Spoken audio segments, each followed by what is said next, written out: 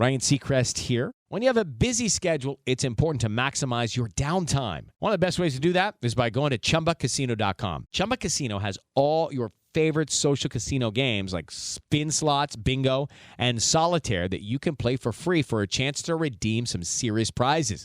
So hop on to ChumbaCasino.com now and live the Chumba life. Sponsored by Chumba Casino. No purchase necessary. VGW Group. Void where prohibited by law. 21 plus. Terms and conditions apply. So I think we need to add a new character to the pod. It's Judge Sarah. Oh because you are such a just person. When there are injustices, that's a problem. Well, it's just like And Judge Sarah has ruled. What's your ruling on this? Okay, his actions after this are all his own problem. Oh my God. Listen to you. Listen to you. Oh my God. You don't agree? You need your own TV show, Sarah. Oh my God. Judge Sarah. Judge Sarah, yeah. Oh my Okay, God. wait. His actions afterward were all his own doing. You don't agree, though? Yeah, no, I do agree. I'm just not as say. vehemently, Oh my aggressive God. about it. Welcome to the Rom-Com Rewind Podcast. Hi, I'm Sarah. And I'm Devin. And like you, I love rewatching movies over and over again. Joining us here, you love romantic comedies. We do as well. So this is a show where we rewatch rom-coms, break them down a bit for you, maybe take a peek behind the curtain, dig beneath the surface, and decide, does it still hold up? This week we have Love Love and Basketball. Basketball. And if you're listening to us on Spotify, make sure you subscribe, hit the bell icon. On Apple Podcasts, actually, I think on Apple Podcasts, it's subscribe, follow on Spotify, whatever. And you can always reach out to us on TikTok at Romcom Rewind, Instagram, and also on email. If you want to fire us an email, romcomrewind@gmail.com. Sam messaged us just a few days ago saying on Instagram, saying, hey guys, I just recently came upon your show and I would absolutely love it. Thank you so much, Sam. I was wondering if you had planned on reviewing Because I Said So with Mandy Moore and Diane Keaton. It is one of my all-time favorites. I've watched it so many times that I've lost count. Thank you for what y'all do, Sam. Yeah, we'll definitely put that one on the list. Love and Basketball, though, is a 2000 romantic sports drama. Don't get many of those. Is that what it's classified as? It's a romantic sports drama. Yeah. Is there other ones? You know what? There is another one, and I've got a comp that we're going to do later on in the episode. Interesting. Okay, I'm intrigued. It's written and directed by Gina Prince Bythewood, produced by the famous Spike Lee as well. Love and Basketball is the story of Monica Wright, played by Sanaa Lathan, and Quincy McCall, played by Omar Epps. Love and Basketball is the story of two childhood neighbors, Monica and Quincy. It's their lives growing up in L.A., their loves for basketball, and ultimately the weaving of the tale of their love for each other as well through childhood, high school, college, and eventually the rest of their lives. And I think we're going to tee this movie up the same way they do in the movie, which is that there are 4 quarters to this. There is childhood, first quarter. Yep. The second quarter is high school. Third quarter is college. Fourth quarter is after college. Oh, you know what? Okay, I haven't seen this movie in so long, and I think I've only ever seen it once. And it was probably around the time it came out. I'm not a big, and this might be an unpopular opinion, I don't know, but basketball is not my favorite sport. So, the movie's great, though. It's definitely kind of one of those classic movies that you just see pop up on Netflix, Amazon Prime, and all these things, and they just bring it back because it just tells such a good story. Yeah, and I think that was important because this movie is one of those, star-struck tale as old as time style movies where you follow along two characters over, it's like the span of 20 years. Almost 30, really. Probably closer to 20. Maybe 10 or 50. I was like, wow, okay, I don't know if it's that long. But no, I think probably 10 or 15. Maybe a little bit longer. And it's kind of like how their lives, like a spiderweb, keep on circling back to each other. It's kind of like The Notebook, a little tiny bit in that way. And not only is it this wild love story, but it's kind of a story of people who have stories. They don't always just meet their love of their lives in their mid-20s and get married and ride off into the sunset. Sometimes you meet a person, you fall in love too early, or maybe there's an ebb and a flow to where life ultimately takes you, and then you find this person again. That's deep. I like that. Yeah, hey, that's It's what we're true, all though. about on No, this it's pod. true. Yeah. I also like that there is a sub-storyline everyone has dreams when they're younger. Monica and Quincy are obsessed with basketball. That is a word for sure. Obsessed. Any synonym of obsessed, Yes. they are that for 100%. basketball. And kids get into things, but for some characters in this movie, they accomplish those dreams. I won't give it away, but somebody accomplishes a very important dream. Yeah. There are other characters where, there are a million different realities where you can be happy in life and you feel fulfilled with life. Mm-hmm. And I think you see a vision of a lot of people who have there's a very narrow scope of this is what I need to do for the rest of my life. And then life ultimately gets complicated and takes them in different directions. And that's okay. That's kind of the point. Yeah, I mean, I think having such a narrow mindset for a goal, let's say from childhood, kind of is very similar to this. It could have been very destructive. It may not have worked out the way that it necessarily did for them or for the storyline with their dreams and whatnot. And it could have been destructive. They could have gone down a different path and not ultimately ended up where they ended up. And I think there are certain turnoffs on the road of this story where Quincy particularly, you're like, oh no, how's this going to end for Quincy? Yeah. And you don't know. And both of their stories take very unique and interesting paths, and I think that's really special. Mm-hmm. Where does this movie fall with other 2,000, literally just that 12 Ooh. months, 2,000 rom-coms? It was a big year. I was going to say, Kay, can you name a few? So, What Women Want, Okay. Miss Congeniality, Ooh. Meet the Parents, Oh. High Fidelity with John Cusack, Coyote Ugly, Where the Heart Is, Oh, man. and then there's a few Freddie Prinze Jr. rom-coms in there as well. Oh, my gosh, Freddie Prinze Jr. Wow. That's a throwback. Yeah, I know. I don't know. I actually think middle of the pack. There's some of those movies that you kind of named that I was like, okay, I could take your leave. Yeah. And then there's other movies that I was like, no, that's better than Love and Basketball. But Love and Basketball, like I have to say, I think it's probably a good middle of the pack, movie. Well, You? and I bring that up because I think, so if you asked me in the year 2000, I would say, well, Miss Congeniality and Meet the Parents, Oh my God. still amazing movies. 100%. I think those are top tier, perfect. I used to love What Women Want, Mm-hmm. and thinking back, I really want us to do that one on the pod because Okay. I think it probably aged horribly. Horribly? Yeah, Probably. I think that movie is probably atrocious watching it back now. Yeah, probably. So to that end, when it came out, I probably would have put What Women Want above that. But now I think Love and Basketball is probably just underneath those two.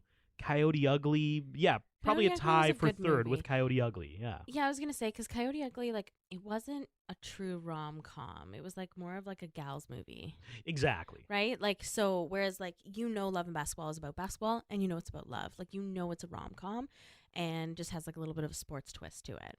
What do you think the percentage is, love versus basketball in this? Oh, God. More basketball. Really? I think so. What?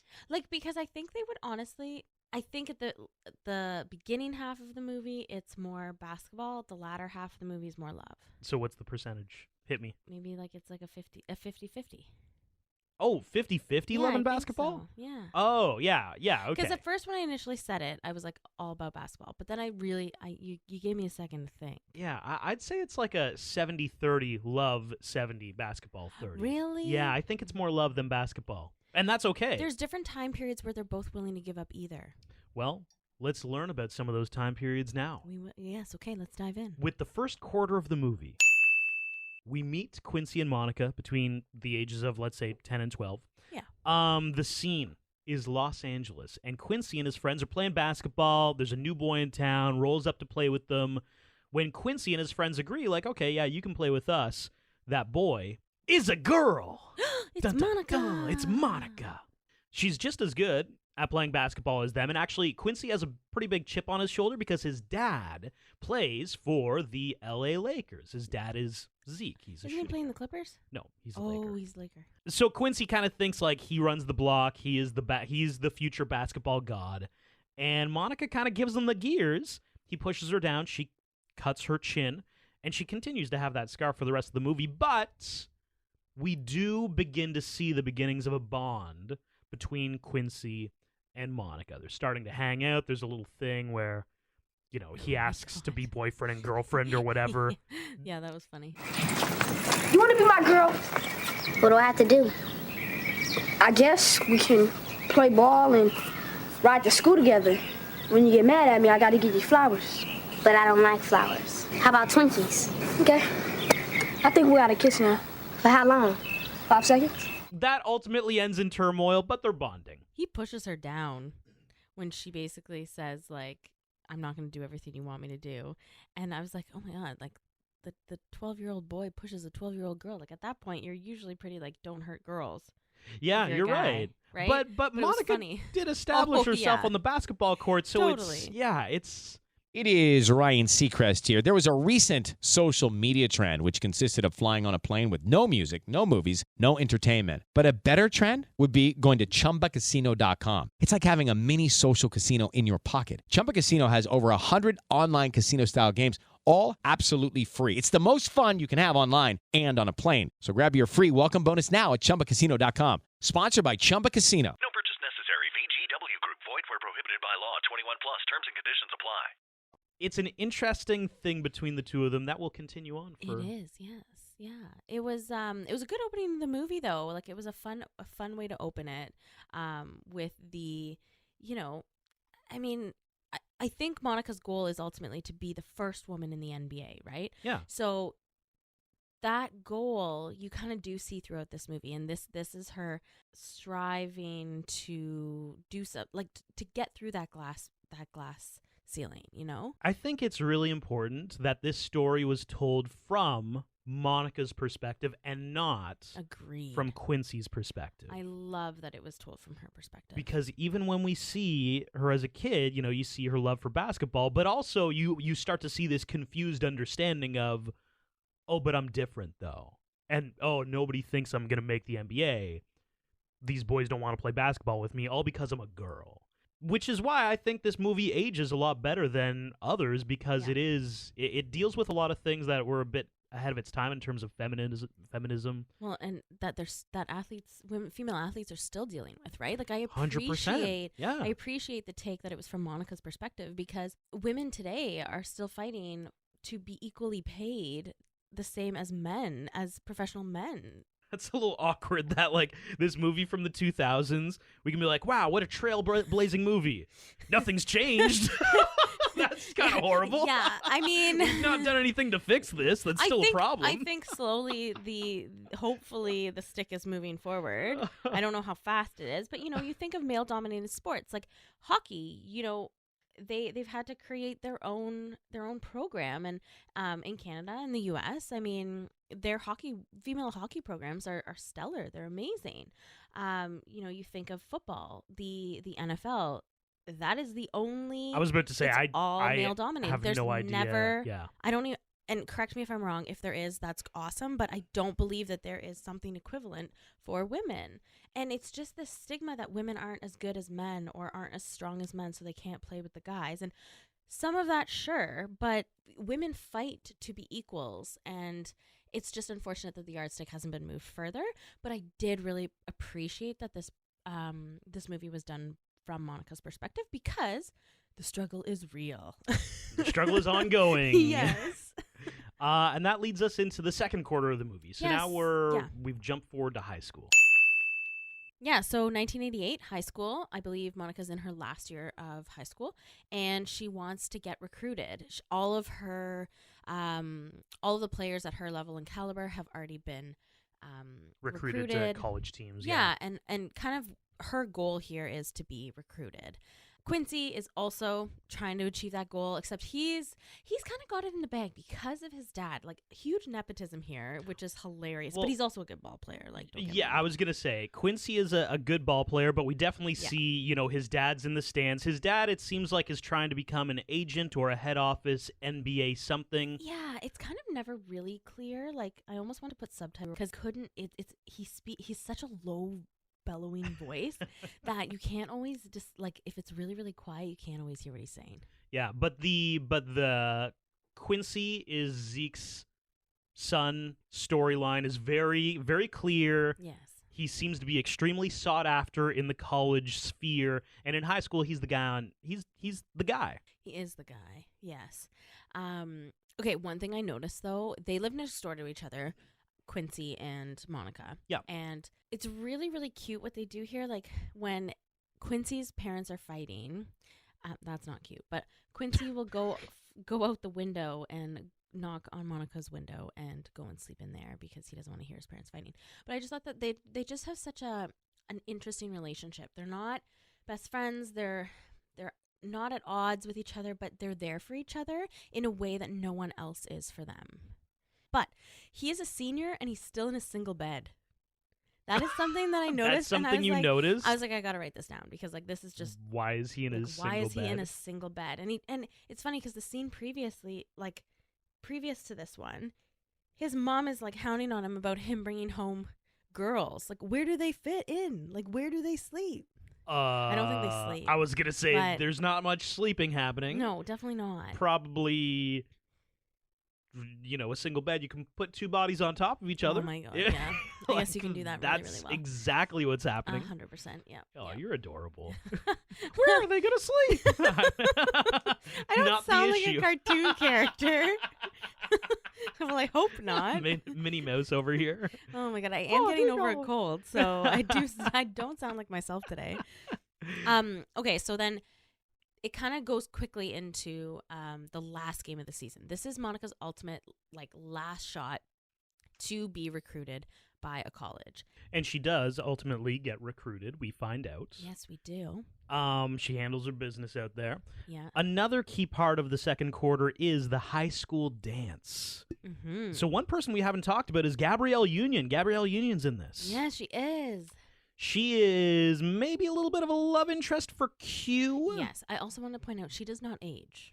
Gabrielle Union? Yeah, no, she has not aged in 22 years. I she believe looks the that. exact same. She looks amazing. Oh, yeah. I just had to say that. 100%.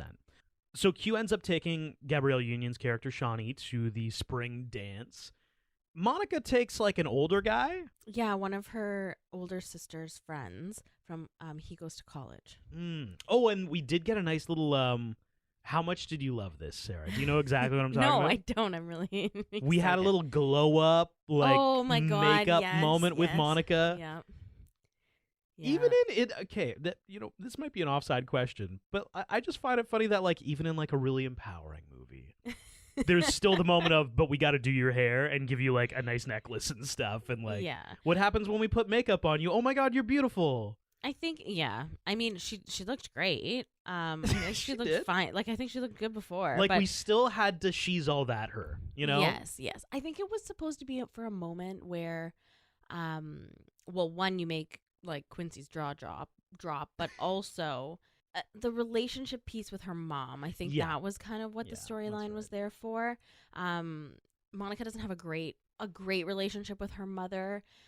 She doesn't think her mother supports her, and she's kind of embarrassed by her mother being, a homemaker, a stay-at-home mom, that kind of thing. Where she should be going out there and getting and shooting for her dreams and everything like that. So it's a weird dynamic between the two of them throughout this entire movie. So I think that was a piece of of peace between them. And at this dance, we do get another really weird moment where Q is dancing with Shawnee. Yeah. Monica's got her guy, they're dancing. But both Monica I know. and Quincy are just staring at each other. It's a long, long Ooh, look. it's a little uncomfortable, I'm gonna be honest. Yeah. It was a lot. And that culminates in, hey, they end up, spoiler alert, guys. At the end of the second quarter, they hook up. They do it. They do, yes. And she also finds out that he's also going to USC. And so they're going to college together. We're into the third quarter. It kicks off freshman year. So a few things, she seems to be struggling with the team a little bit. She finds out that she was kind of, the second choice after somebody had gotten pregnant and dropped out off the team. The team's riding her hard. The coach is riding her even harder. She's just struggling. Whereas Q is the big man on campus, loves the attention, loves everything about it. He's playing really, really well. He's the star. USC for the male basketball team is doing stellar. I think you're burying the lead here, Sarah. Oh, yes. Okay. And then I did get to a third point, but you go. I know what you're going to say. Well, I'm going to say that Monica and Q are dating. Yes, exactly. They are dating. Yeah, I wanted to just set up the scene, like how they're both doing, What they're doing is each other, Sarah. That is They very are true. They dating. are, Here we yes. go.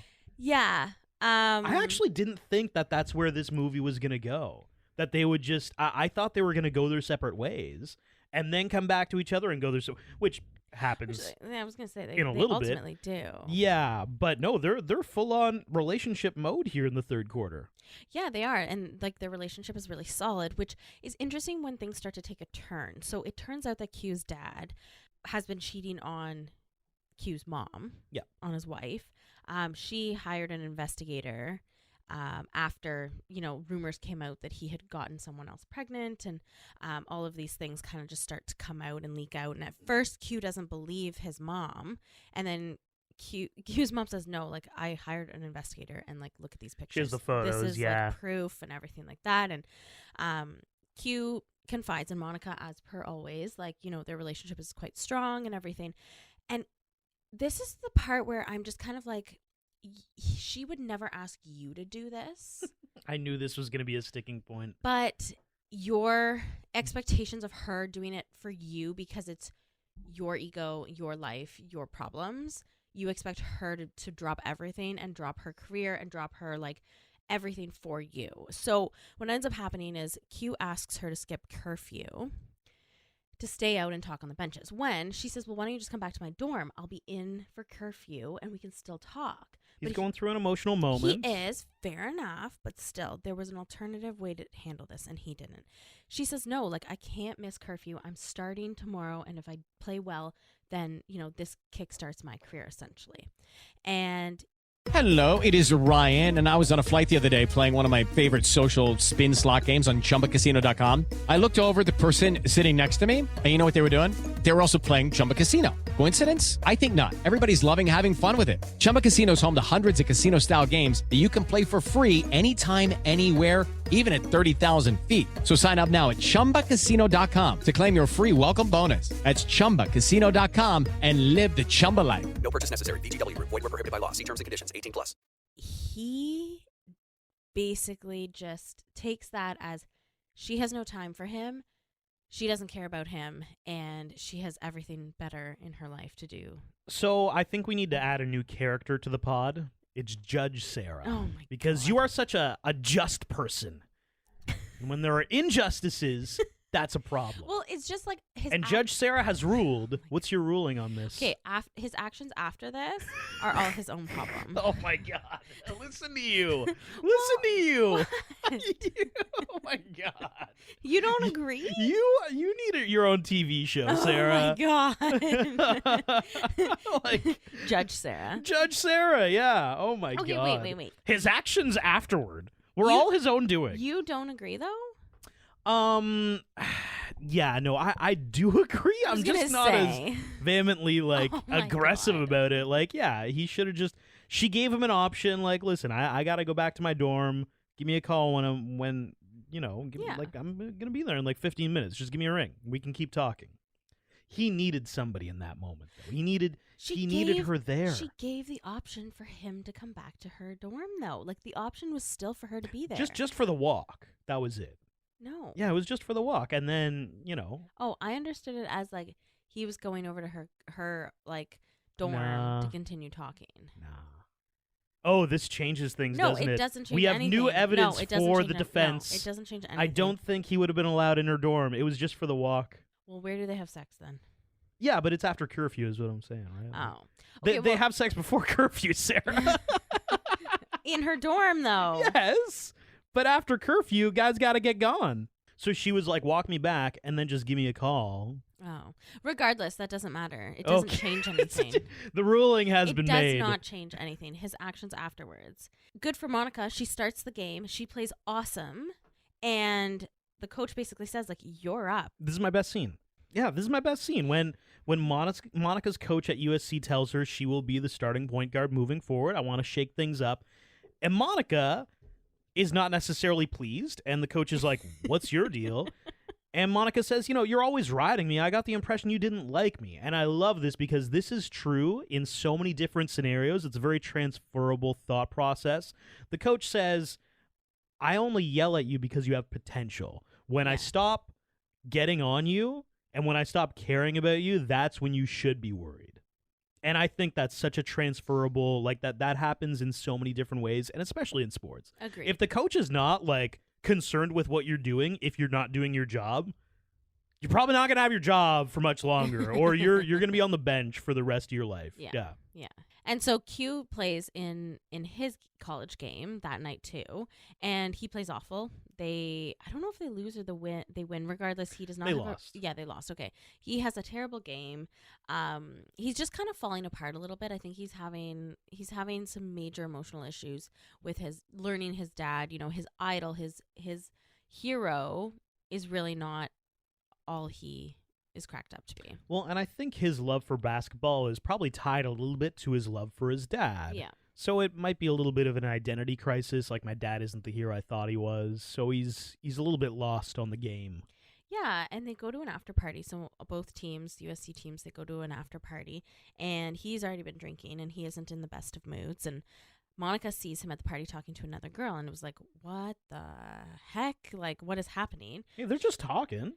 Right, they're just talking, totally. And Q gets home, and his dad is there trying to defend his cheating, and Q tells his dad, like, he's dropping out of freshman year, and he's going to play pro, which, like, I think a lot of pro teams were kind of after him at this point, but he's kind of spiraling down, right? And his dad was always like, listen, you gotta stay in school, you gotta get an education. This basketball can be your gateway to a great career in other things. Monica goes to see him. I think it was probably the next day or so. And the girl who he was talking to at the after party is there, and they're going for lunch. And Q is super awkward. He's like, "Oh, Monica, do you want to come to lunch with us?" And Monica's like, no, like, I came to see you to see if you wanted to talk more, but clearly you have better things to do, and clearly we're done. We're done. And so afterwards, they break up.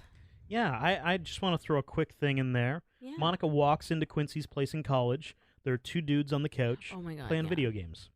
Yeah. When you were in college, if someone on a random Tuesday afternoon walked into your place, what are they most likely to see occurring? I was probably watching How I Met Your Mother and not doing homework. Wait, you just recently finished watching How I Met Your Mother? No, like, I had watched it, but I never watched the last season.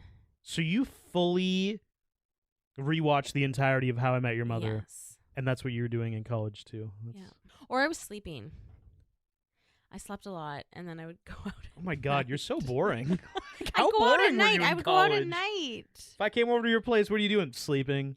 How I Met Your Mother? Well, I slept during the day. God, and are you? then we had a bar every night for, going out. Watching TV. Anyway. And so now Monica and Quincy are broken up. Yeah. Splitsville, USA. He actually breaks up with her. You forgot to be there. That night you wanted to talk about your dad, I had curfew. What was I supposed to do? Stay. If I stayed, I wouldn't be starting. Or at least you got your priorities straight. I never asked you to choose. You never have to. I'm a ball player. If anybody knows what that means, it should be you. And so that's why he cheated on her and did what he did, which is super shitty. Again, his actions after that point are all his own. Judge Sarah is here. I've spoken. Where's the gavel? He has been sentenced. Fourth quarter. Barcelona, Spain, and LA Lakers. So yeah, Monica is playing. There's like a women's league in Barcelona, or I guess in Europe, and that's where she's playing. Yeah, she's been there for 7 months. The coach gives the teams very riled up speeches that essentially Are all in Spanish. Monica has no idea what he's saying, but the gist of it is just give Monica the ball. Yeah, she has all the fame and glory. Not that she desires the fame and glory. She just wants to play basketball. She just wants to play basketball, and the girl who she took over for point guard for USC, they end up playing each other in their European championship. Mm-hmm. She plays for Italy. Monica plays for Barcelona.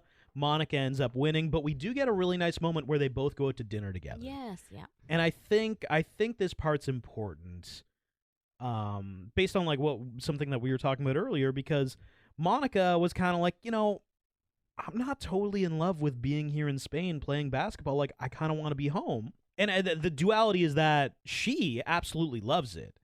She's like, hey, what's the deal with these Spanish boys? Monica's like, I have no idea. And she's like, really? Like, Italian guys love me. And back to what I was saying before, I think, there are different versions of how your life ends up, and you can still be extremely happy with it. It doesn't need, that everybody in this movie had a very narrow mind of exactly what they wanted to do. And, Monica goes to Spain to play pro basketball, but doesn't really love it. I got to get back. We see how Q's version of his story is going shortly, and that's not working out. But this girl could be totally content for the next 10 years of her life playing basketball in Italy and just, having the time of her life. Yeah, and I think Monica realizes that she, misses both her family, but also misses Q. And that just isn't for her, and that's cool. Exactly. Like, basketball at this point has taken a little bit less of a front seat for her, and there's other more important things for her that she's realizing with this time away.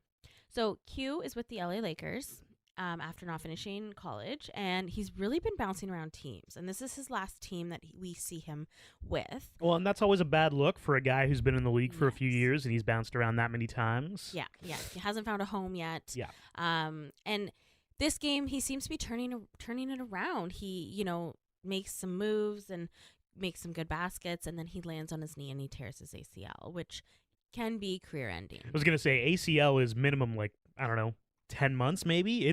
That's a long rehab of an injury. Yeah. And this coincides with Monica. She just won the European Championship, and she is returning to the US of A. She's actually in LA hanging out with her mom, and she sees Q. So they've been chatting, they're catching up. It had been years, it's been years since they've seen or talked to each other. And I can't remember if it's 5 or 7 years, but 5. Okay, 5 years, yeah. So it turns out he's engaged to Tyra Banks. Yeah, she doesn't even need a name. It's just Tyra Banks. It's just Tyra Banks. Tyra Banks is Tyra Banks. She needs no introduction. And it's funny because moments before Tyra Banks walks in, she tells Q that she's going to stay in the U.S. I totally think her telling Q this, Monica telling Q this, is to gauge his reactions to see whether or not there's a possibility of love there. And then walks in Tyra Banks, his fiance. Dun dun dun. Can I do my what should have been right now? Yeah, why not? I think this movie did Gabrielle Union, Shawnee's character, so dirty. Totally. Because I think they should have and could have easily set her up as being the recurring will they, won't they with Quincy. Because Tyra Banks, what did she even bring to the table? She was prissy and, she was the LA wife to the LA Laker player, sure. Yeah. But I thought, in the high school scenes, Gabrielle Union is only in it a few times, but I think she brings the same fire as Monica. I agree. And I think that would be, a nice little back and forth, maybe, of... I don't know. I thought there was something there, and in college, when he ends up with that other girl, I'm like, who is this lady? And then Tyra Banks shows up at the end. I'm like, why we got Tyra Banks? We had Gabrielle Union the whole time, guys. Oh, I like that. Because she could have followed them along, but more academically, not as a pro athlete, and just always kind of been there, exactly. As the back, as this, in a way, second choice, right? That would be more threatening to me than Tyra totally Banks showing up at the end. Yes. If Gabrielle Union showed up at the end, I'd be like, oh, yeah, are they gonna make it? Are Monica and Quincy actually gonna reconnect? Oh my gosh, agreed. Who cares about Tyra Banks, guys? No offense, Tyra. So I'm gonna give a quick fact now. Gabrielle Union actually auditioned for the role of Monica, but she was told she didn't look like someone who played basketball, even though she did. And I'm wondering if that has anything to do with her having done Bring It On. What does a baller look like? Shut up. That's stupid. I know. I think she would have done a good Monica as well, but I did like who played Monica. Sanal was good. And so Monica actually has a heart-to-heart with her mom. And prior to this, again, they just have a very strained relationship. But there's something earlier on in the movie where her mom says, you got to fight for things and you have to know when to let go. Kind of, that's not the direct quote, but that's kind of the conversation. And at this point in the movie, she says, when I was talking about you got to fight for things that you love and things that you want, I was talking about you and Q. You got to go for it. If you are all in, you have to tell him that you're all in. And so she does. She confesses her love for him. You asked me what was missing. What? From basketball. You woke me up to tell me that? It's not fun for me anymore because you're missing. What I'm trying to say is, I've loved you since I was 11. And the shit won't go away. We haven't talked since college. You wait 2 weeks before my wedding to tell me something like that. I don't know, I probably should have said it 2 weeks ago. You still think the sun rises and sets on your ass? Well, guess what? It doesn't. Then why are you so upset? Because you don't pull this shit on someone who's about to get married. She wants to play for that love. She wants to play him in a game of basketball, one-on-one, and because she believes that he also still loves her. Tiny bit too cheesy for me. Really? Yeah, well, so I like the throwback because Monica is now, I got to get Quincy back. So she does the classic childhood thing. They're now in their mid-20s. She goes up to his window. She knocks on the window. He jumps out. They have this heart-to-heart. She's like, play me one-on-one for your heart. I'll play you. What? One game, one-on-one. For what? Your heart. I liked the throwback though, and that's why it's like it is my best scene because That's your best scene, okay? Well, yeah. just because I liked it because when ultimately she loses and she realizes that like I just put everything on the line and I still lost and he still didn't choose me. But then he says the line, Tell me why. Double or nothing. and that was the line that I was like, oh, that's good. Like that was a good way to finish it. I just didn't like the setup of like we're playing basketball. Oh for yeah, your heart. I know. I Like would've- playing basketball for the love, like that's maybe a conversation. And maybe that's like the topic of the movie, love and basketball. But like maybe like challenge him to one-on-one, and then during the game you get into a heated discussion about stuff. Just the whole like Playing for love, yeah. I mean that part, but otherwise I loved the double or nothing line. Like when she ultimately loses and realizes I just lost him like forever, and then he turns around and says, double or nothing, and then they kiss. And then we do get a beautiful. This is still in the fourth quarter, but really it's afterward. Yeah. We get a really cute vision of, well, it's not a vision. It's what's happening is that Q and Monica, they had a kid. Ryan Seacrest here. When you have a busy schedule, it's important to maximize your downtime. One of the best ways to do that is by going to ChumbaCasino.com. Chumba Casino has all your favorite social casino games like spin slots, bingo, and solitaire that you can play for free for a chance to redeem some serious prizes. So hop on to ChumbaCasino.com now and live the Chumba life. Sponsored by Chumba Casino. No purchase necessary. VGW Group. Void where prohibited by law. 21 plus. Terms and conditions apply. Q and the kid are in the stands. The stands of what? The WNBA. The WNBA has now launched, and Monica is on the LA Sparks. So she kind of got her dream of playing in the NBA, or I guess the WNBA. She's in LA. And Q, we're not sure what he's doing, but I think it's back to the whole different versions of how this story can end up, and you can still be extremely satisfied with how your life is playing out. And I think Q, although he's not playing basketball anymore, I think he's in the right place, and I think he knows he's in the right place, even though that dream didn't really work out. Yeah, and I think like that's kind of what I read, right? When it broke down the movie itself, it was that he loved her so much and wanted and chose her over everything else, chose her over basketball. So he's not playing basketball anymore, and which was a nice way to finish it for me because it, going back to the Judge Sarah, his thinking that she needed to drop everything for him to be successful, or for him, for her to worry about his problems or what was going on in his life, and to be there just like his mother was for his father, right? Like I think that's kind of what his expectation was, and I think in the back of his mind, he always knew Monica would never be that, which may be why he struggled so much with that relationship. But in the end, I loved that it finished with her being, the powerhouse basketball player, and him being completely content and happy sitting on the sidelines with their daughter. And there was a quick, and I think this is back to the whole Tyra Banks character wasn't going to work out with Quincy, because he was talking about how he did want to go back to school. And that once she heard about it, she'd just say it was the painkillers, and no. You're going to rehab and you're going to play again. So we don't know what Quincy's doing. He's probably going back to school or went back to school. But regardless, he's happy to be Monica's cheerleader now. Yeah. You know? Loved it. Quick facts. This is the directorial debut of Gina Prince Bythewood. Alfre Woodard has played Sanaa's mother in 3 different films: Love and Basketball, Something New in 2006, and The Family That Prays in 2008. Kobe Bryant can be seen standing on the sideline when Q is with the Lakers and shoots and misses a 3-pointer. Wow. In one scene, when Monica was living in Spain, she is watching an episode of Family Matters, which she guest starred on the show in 1997 for the episode Revenge of the Nerds. After playing a smooth-talking player in Waiting to Exhale in 1995, Dennis Haysbert was hesitant to play another cheater. He told Jet he took the role because then I saw the emphasis on the father-son relationship. That was something that was close to my heart. The scene where the character Monica is pushed and receives a scar was added because Sanaa has that scar on her cheek in real life.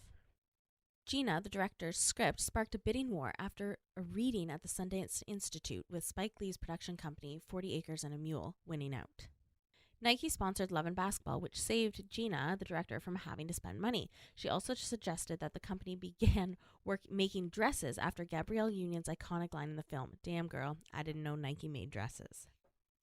The director and her team also were awarded free flights in Barcelona after Tyra Banks, who played McCall's fiance, agreed to wear a Virgin flight attendant's uniform in the film. The movie was going to end with the double or nothing line, but the WNBA's existence came at the perfect time. Omar and Sanaa starred together the year before in the movie The Wood. Sanaa Lathan, Monica Calhoun, and Regina Hall would star together in The Best Man and The Best Man Holiday. This is the second film in which Omar Epps has played a character named Quincy, the first being in 1992's thriller drama Juice. There, Epps played Quincy Q. Powell, as opposed to Quincy Q. McCall in this movie. 5 years earlier, Omar Epps and Tyra Banks played a romantic couple who were college athletes in higher learning. Omar Epps and Regina Hall both have connections to Scream 2 in 1997. Epps played the boyfriend of Jada Pinkett Smith's character in Scream 2, whereas Hall played a spoof of Pinkett Smith's character in Scary Movie in 2000. 14 years after the release of this movie, Gabrielle Union, who played Shawnee, would marry NBA All-Star player Dwayne Wade. Unbeknownst to the director, leads Sanaa Lathan and Omar Epps started dating prior to filming. USC wasn't the first choice for schools. The director originally wanted them to go to her alma mater, UCLA, but they said no. And they also tried to go to Stanford, and they said no, that the movie's characters didn't exemplify a Stanford student. Gabrielle Union auditioned for the role of Monica, but was told that she didn't look like a baller enough, even though she was. The actors playing young Q and young Monica couldn't make it through the kissing scene during rehearsals. They kept running away laughing. That's hilarious. The crowd at the Crenshaw High School's basketball game were all locals. Even the USC college ball players were actual real players as well. Honorable mentions. I don't have one this week.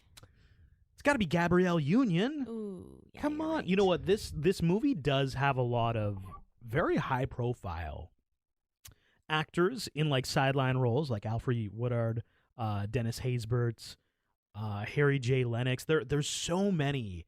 But Gabrielle Union, I think with the time she had on the screen, I'm like I already talked about in my what should have been. Yeah. I think underutilized. I think she was great in this movie, and I wanted to see more of her. Yeah, I would agree with that. I think that's a good honorable mention for sure. She brought some fire and pizzazz when she was on screen. What should have been? I already did mine. Okay, yeah, my what should have been is that both the female and male teams should have played in the same arena. That's more of like a arena, ball court. That's more of like a worldly what should have been, because I think it is a worldly. What should have been. this is I agree. a societal what should have been more. 100%. Because there's literally no reason why they wouldn't be able to play in the same place. Well, I mean, if the games are on at the same time, maybe, but schedule it so that they're not. Okay. Right? Yeah. Or like right, schedule sure. it different days. And before we get to rewatchability, I just want to say I think this movie gets the Devin convince the guy in your life seal of approval, which is a new designation I think that we can give to romantic comedies that I think the guy in your life will enjoy, a little bit, as much as you probably.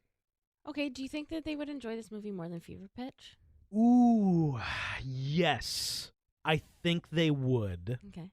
Because Fever Pitch is just Jimmy Fallon being an incessant fan. Oh I don't like Jimmy Fallon. You don't like Jimmy Fallon. I don't like Jimmy Fallon. It's very difficult for you to give him any.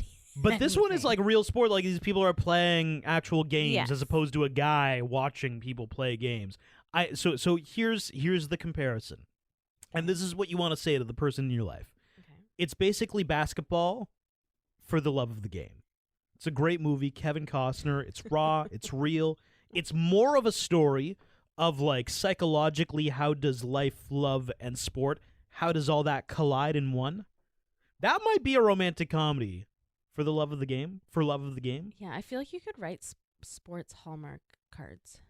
Sports Hallmark. For love. Okay. Niche market, Sarah. Yes. I don't know, like, who wants sports Hallmark cards? Men, to profess their love in ways that they understand. Oh, yes. Right, because men are, like, knuckle-dragging. We don't understand emotion. How do I... Okay, I didn't go... Oh, you said it. I did not go Oh, no, there. that is true, yeah. So you're saying, like, frame it in a way that a man... You're like my Stanley Cup, baby. Yes. Is that really? Yeah, oh, wow, yeah. that's... So now let's continue this thought process. If I handed you a fucking card that said you're like the Indy 500, you know what? Some people would how would you feel about? Some people would appreciate that. How would you appreciate it? I would think it's creative. No, you shut up. Shut up. You would hate it. Well, you know what though? Like, there's some cards that Stop I've trying gotten to justify. I'm not. But it's just really like I just think there is a niche market there. We need the male skewed version of the cheesy Hallmark card. Yeah, like we make quite the pear, but when you're talking about it, you're talking like a fruit pear, like Huh? Oh my god, I hate that. Right. That's my point. But if you did it sports wise, men might appreciate the cards more, right? You might get men going out and buying $6 cards. Overall rewatchability. Okay, so mine is as follows. Chemistry 4, storyline 4, thirst factor 3.5, imagination 3, soundtrack 3.75, cheese 3.75 for an overall score of 3.7. Whoa! Yeah, it was a good movie. I got chemistry 4.2, storyline 4, thirst factor 3, imagination 3.3, soundtrack 4.3. Your cheese though, it's down to a 2.9. Oh, okay. Not because of the basketball game at the end, Sure. but because of how we established the basketball game at the end. I'm sorry. But that gives me an overall score of 3.61. Wow, okay, we're pretty close. We're very close. Nice. Great minds. And this has been the Rom-Com Rewind of Love and Basketball. Next episode, though, is going to be a mailbag. So if you have any thoughts, opinions, questions, things that you want to chat about, you can hit us up on email. romcomrewind@gmail.com. You find out our address, that'd be a little weird. Instagram @romcomrewind and on TikTok. Thanks for listening. It is Ryan Seacrest here. There was a recent social media trend which consisted of flying on a plane with no music, no movies, no entertainment. But a better trend would be going to ChumbaCasino.com. It's like having a mini social casino in your pocket. Chumba Casino has over 100 online casino-style games, all absolutely free. It's the most fun you can have online and on a plane. So grab your free welcome bonus now at ChumbaCasino.com. Sponsored by Chumba Casino. No purchase necessary. VGW Group. Void where prohibited by law. 21 plus. Terms and conditions apply.